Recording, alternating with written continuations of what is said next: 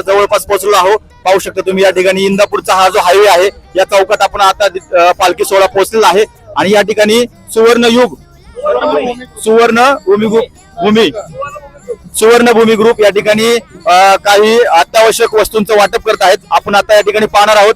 दादा, आपला जो सुवर्ण भूमी ग्रुप आहे हा कुठला आहे, गाव कुठला आहे? आम्ही व्यापारी मित्र आहोत बऱ्याच गावचे, एक जळकोट, सोलापूर, मंगळवेढा, कामती, कुरुल असे सर्व गावचे मिळून व्यापारी मित्रांनी ग्रुप केलेला आहे आणि या ग्रुप मार्फत पहिल्याच वर्षी आम्ही एक किट तयार केलेले आहेत। साबण, पेस्ट, खोबरेल तेल बाटली, ब्रश आणि पेस्ट आणि एक पंचा असं वाटप करण्याचं आमचं पहिल्याच वर्षीचं नियोजन आहे आणि आम्ही वाटप करण्यासाठी इथे आलोय।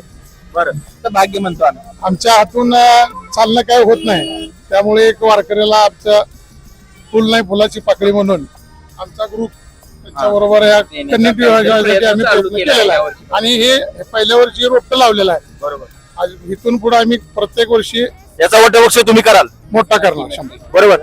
तरुणी सुद्धा आहेत, तरुणी सुद्धा या ठिकाणी किंवा तरुण सुद्धा आहेत, युवक जे आपल्या महाराष्ट्राचं भविष्य आहे, बरोबर, ज्या महाराष्ट्राचं भविष्य आहे। तर तुम्ही येणाऱ्या ही जी आपली पिढी आहे या पिढीला काय संदेश द्याल की आपल्या या महाराष्ट्राची परंपरा आहे या परंपरेसाठी तुम्ही काय मेसेज द्याल पुढे?